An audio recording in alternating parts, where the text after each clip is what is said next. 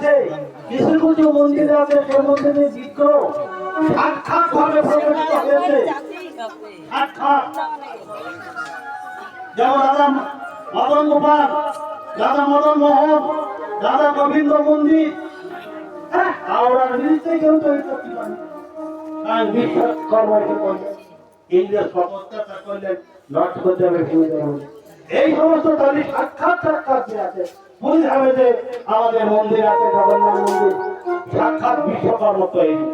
এখানে সেখানে সেবার কাজ করলেন কেনা, সেবায় ধরেন ব্রহ্মা, রান্না করলেন কেনা লক্ষ্মী দেব। আর উঠেন যে যদি আমরা নতুনত্ব ভাবে একটা জগন্নাথ মন্দির করি, সেটা কিন্তু ওই রকম হবে না। আর যদিও হয়, কিন্তু ওইরাম রান্না পাবে না, ওইরাম সেবাই পাবে না। পাবে কি?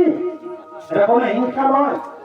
হাজার হাজার মন্দির হোক, বৃন্দাবনে দিয়ে যে মন্দিরগুলো আমরা দেখছি বাবা, আগে একটা মন্দির করতে গেলে তখন সম্রাট আকবরের পারমিশন লাগতো তবে একটা মন্দির। সেই আকবরের কাছ থেকে, সম্রাটের কাছ থেকে তিনি নিজে মুখে এসে বলে দিলেন মেরুচ্ছ জমাত, তারা সর্বক্ষণ হিন্দু বিদ্রোহী। তবু আকবর বললেন, জীব গোস্বামীর সঙ্গে কথাবার্তা হওয়ার পরে বললেন বৃন্দাবনে যত্র মন্দির হবে, তার জন্য কোন পারমিশন লাগবে না। আর গ্রন্থ আদি লেখার জন্য যে কাগজের প্রয়োজন, সম্রাট আকবর আমাদের যা কৃপা করেছেন, আমার সনাতনী হয়ে ওঠে, আমার এত বড় উপলব্ধি। বললেন এই কাগজ সত্য ফেরি, যত গ্রন্থ লেখা দরকার আপনারা লিখুন। তারিখ ভাব জবান যে খারাপ তা না, সব মুসলমান যে খারাপ তা না। মুসলমানকে আমরা হিংসা করে দেখলেও প্রথম মায়াপুরীর পরে যে আমাদের শরণার্থে তার কাজে সমাধি, কিন্তু আমাদের এখানে যারা করছে একেবারে কেলি ঢোয়ার মুখে দেখবেন, একেবারে বিরাট করে জমিয়ে রেখেছেন। ওদের একটু দিকে যা, তোরা যে গোমাতাকে এত সম্মান করি, তাকে আমরা খন্ড খন্ড করে দেখে জমিয়ে দিতে, এই মনের সঙ্গে আমরা কি সম্মান করতে পারবো? যাবেন বৃন্দাবনে, যাবেন এই কদিন পরে নবদ্বীপ ধামের পরিক্রমা আসছে, সেখানে যাবেন অন্তত 9 দিনের 7 দিন। সেখানে যেই হান্তাই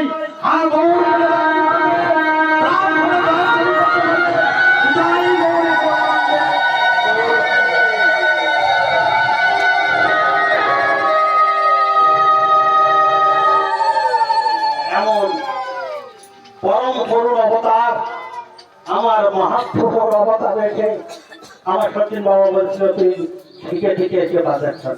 বড় বড় এই একটু নীতি আছে, প্রথম সঙ্গে আছে তো একেবারে নেই হয়েছি তুই শোধন, আমি এখন জানি না। আমি যদি গান করি তাই কে মনে হয় কোনো বাড়ি করে ঢাকা দেবেন, মানে আমার কিন্তু এই মিলতে মিলতে আস্তে আস্তে ভগবানের কৃপা আমি মিলে যায়। আমি তো সার যাওয়া যাই, তাই আপনারা যাবেন, সাধু সঙ্গ করবেন, আর বাড়িতে অন্তত 3 বার একটু ভগবানের সামনে যাবেন, একটু স্যালেন্ডার করবেন, লজ্জাটাকে একটু কমিয়ে দেবেন। একজন বাংলাদেশের একজন প্রধান মানে চেয়ারম্যান হয়, সেই চেয়ারম্যান একটা যুবতী মেয়েকে বললেন এই তুই বাজার ঘাট দিন বিভৎসর মতন কাপড় টাপড় ঘুরে এসে ঘুরে বেড়াচ্ছে। তাই বললেন বাজারে যদি সব খলিয়ে হলিয়ে রাখে তাহলে তো ইয়ে চলেই যাবে, কিন্তু আমরা প্রাণ ধরে যদি গৌর হরির কাছে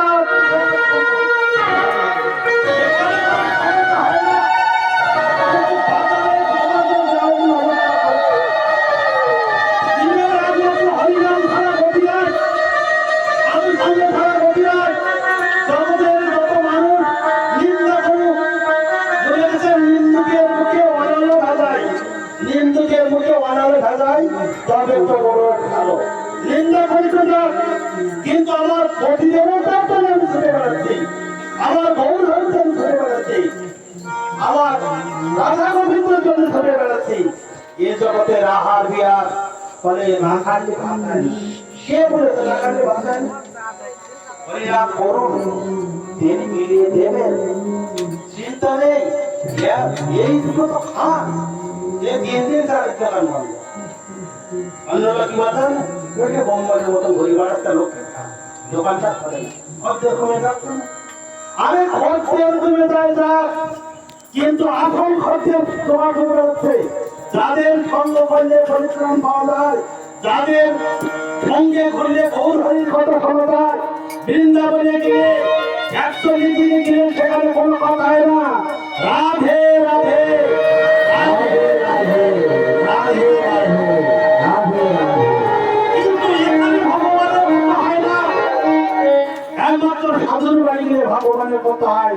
আর মনে হয় যারা আরতি কীর্তন আছে আগে ভোগ নেয়, ওদের কাজের ভাইতে বলে ঘন্টা অবশ্যই অবশ্যই কাজের ভাইতে এ শ্রমের কাজ করলে কোনোদিন শেষ হবে না। যার কাজ করলে পরমগতি হয় এই কাজ করার চেষ্টা করুন। আর খাওয়ার যদি ভীষণ লোভ হয় তাহলে তুলসীর পাতা দেবার চরণামৃত খান। অকাল মৃত্যু হয় না, ধর্ম দুঃখ বিরাট, অকাল মৃত্যু আর হবে না। আর সর্ব দুঃখ বিরাট হলো তাহলে এই জগতের দুঃখের কথা বলছে না। আমি পরমাত্মিক জগতে যাওয়ার জন্য বাধা, ওই বাজার থেকে আমি মুক্তি পেয়ে বিষ্ণু পাদরা মানে ভগবানের চরণ ধৌত জল পিতা এলাম,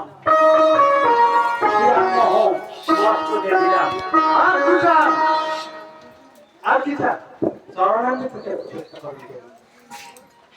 এইটাই আমার শ্রেষ্ঠ আহার। আর তারপরে মহাপ্রসাদে গোবিন্দ নাম ভ্রমণ করতে হবে। যে বাড়ি করতে যেন দেয়, যদি সাধুর বাড়ি উঠতে পারেন, যার রান্না হয়, যা ভগবানকে দিয়েছে, সাধুর এই নাম খাওয়া যা ভেবে দুটো খেয়ে নেই। কিন্তু অসাধুর বাড়ি যাবেন, দুজনের মতন আড়াইশা নিয়েছে, ওই হবে অতিরিক্ত চোখ চিন্তা চলে। সাধু একদম চোখ চিন মারবে না যে ওই সাধুকে বের করে দিয়ে খাবো। অতএব সাধু সঙ্গ করুন, প্রসাদ গ্রহণ করুন, আমি জাতি বর্জন করার চেষ্টা করুন, ওতে পরমাত্মার গতি হবে না। চিত্তের স্বাধীনতা পবিত্র না হলে ভগবান বসবে কোথায়?